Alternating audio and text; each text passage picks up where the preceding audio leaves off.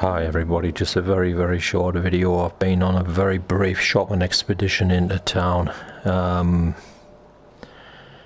I've came away with all sorts. I'll show you when I get back to the bus, and I just hope there's nobody knocking around here that is going to ruin it for us, because I couldn't believe how much stuff I found. Every time I come back here now, I'm on edge in case there's,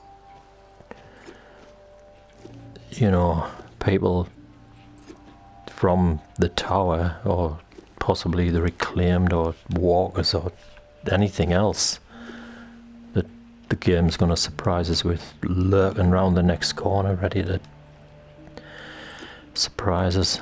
I can never ever feel relaxed coming back here now. Anyway, I can't hear anything and I can't say anything. We might be alright, you know. They might have got the message from the last time and decided to maybe leave us alone for a while, but hopefully, you know, hopefully that is the case, and I'll be able to, even though I wasn't recording when I was out and about, because really, I mean, I'm not that good at the game, and watching me mess up and get, you know, killed and make excuses is probably not the best use of people's time right now. I'm sure they've got other things to be doing than watching my attempts to play this. Regardless, let me just break out my backpack and show you what I've managed to get. So I absolutely could not believe my eyes. You know, these boxes I was talking about, guys, these loot boxes, the box of stuff it's called. Look at this, I've got 1, 2, 3, 4, 5 of these. What's this one got in it? Let's have a look. Look at all that. Look at all that. Look at it all. Just look at it all. It's like Christmas, guys, honestly. If I was able to find all of this loot every time I went out on a mission, seriously, I'd be a rich guy. Looks like there's nothing at all in that. Oh, here we go. Water, binding, spice, fiber. These things aren't easy to come by in the world. They're really not. So anything that's going to give me any amount of these things, let alone all of that, is like gold. It's like I'm getting carried away. I mean, it's not gold, but in-game items like this are very rare, to me at least. It's very rare to get my hands on them, and then to get back alive in one piece and be able to recycle them is even rarer, you know.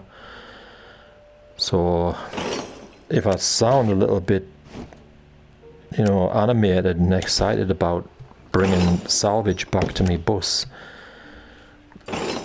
you know, it's only because for me it's a big deal, you know, to be able to do this, and, you know, not mess up.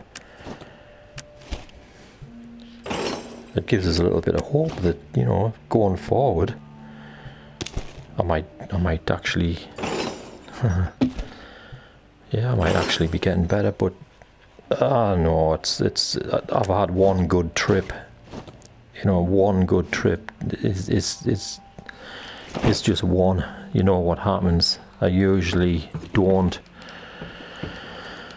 manage to find much at all. Very little of high value, at least, you know. Hasn't made any difference to any of my crafting stations. Do you know, it probably hasn't, and looking at it, I don't think it actually has.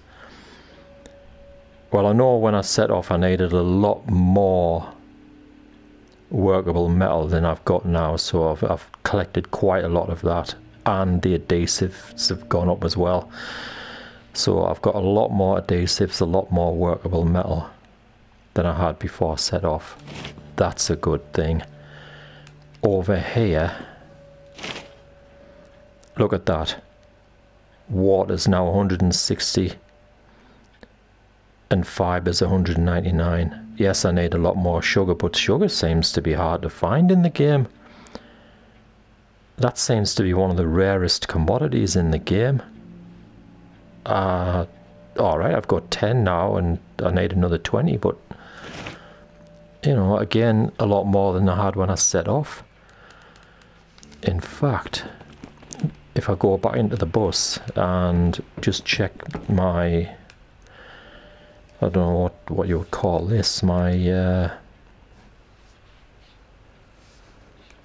my case, I guess it's going to tell me exactly what I've got. So nuts and bolts 291, fair amount of nuts and bolts. I'm, you know, bindings 354, won't need any of those for a while. Bytecoin or Bitcoin, it says Bytecoin. I've not found any of those yet in the world. I wouldn't know where to look for them or what they look like. Not a clue. I'm gonna have to keep on playing until I find them. Sugar 10, like I say. Spice, another rare thing for me to find. 63. Water, another rarity.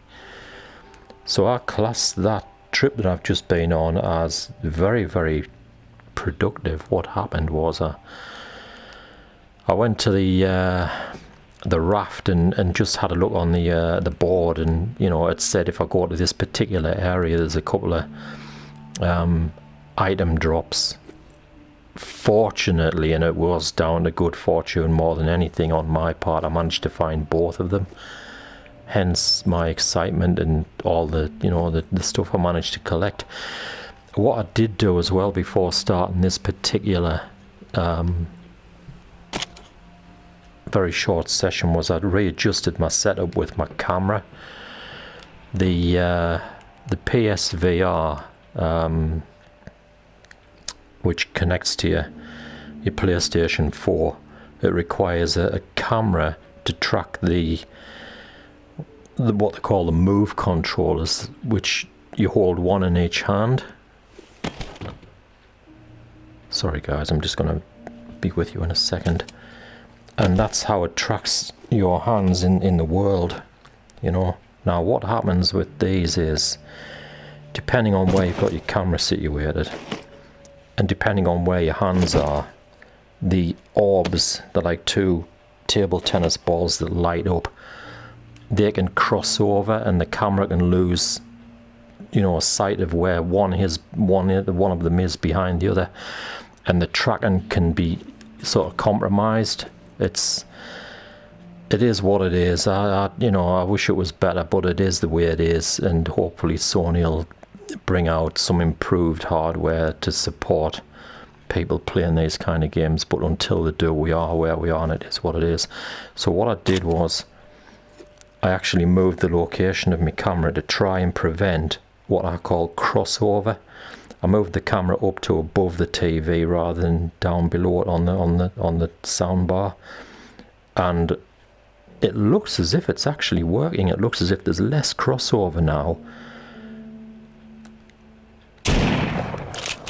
and it looks like it's tracking the orbs better, especially with the two-handed weapons. You don't notice it so much with the one-handed weapons, you know, because it's only tracking one orb. It's when you get two-handed weapons, you know, and even then, not so much with the melee weapons. The axe, for example, your hands are positioned in a different way than they are when you're holding like a rifle or a shotgun. Your hands are sort of side by side more when you're holding a melee weapon such as an axe or a baseball bat. So the tracking shouldn't be too bad. And it isn't. You very rarely get a problem, you know, when you're using this kind of weaponry in these games. It's when you're using, for example, a rifle that requires one hand to be in front of or one hand to be behind another hand, and then you get crossover with the orbs and the tracking goes a bit skew-if, and it can be very, very difficult to maintain, you know, not just your immersion, but you actually control over what you're supposedly holding in your hands. Hopefully that's now fixed to some degree by the fact that I've moved my camera. Now, they did bring out something called an aim controller, which is essentially you know, meant to help people in VR play shooting games in particular. It's basically a piece of, it looks like, you know, those pipes that you use for like plumbing work.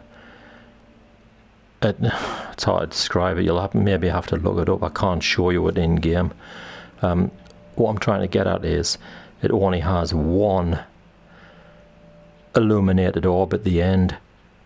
So rather than having to use two hands and have two illuminated orbs cross over each other and the camera lose sight of one or the other of them, it's only got to track one orb. So you've got a two-handed weapon essentially being tracked by one orb as if it was a one-handed weapon, and it works very, very well. The problem with it is not all games support it. Those that do support it, it works very, very well indeed. Unfortunately, this game doesn't support it. This game doesn't even support the DualShock 4, which is your basic sort of standard PlayStation controller. You have to have the two Move controllers to play this game. I personally don't like using them. They don't have analog sticks on them, so it's not very intuitive for me. I like the analog sticks, you know, that they make moving around in the world a lot easier. It's old technology. These Move controllers were released with the PlayStation 3 and the PlayStation Eye, and although they do work with the PlayStation 4 and VR games, I don't really think they're ideal because of their limitations. Will Sony release version 2s with analog sticks? Hopefully, but they haven't yet, and we're 3.5 years into the cycle of the PSVR. We'll have to wait and see. Anyway guys, I don't want to ramble, I don't want to bore you. I haven't really done much in this post apart from get a bit excited about what I brought back, but that's only because it's not very often I actually find anything worth getting excited about. So when I did, it was like, wow, this is a big deal. I'm going to just put a very short video out there, just, you know, to highlight what's going on. It is night again, so I'm going to get my nightcap on. Here we are. Look, I don't know if I can actually read that. It says nightcap. I'm going to have an early night, I guess, and see you all again another time. And thanks for watching, and take care.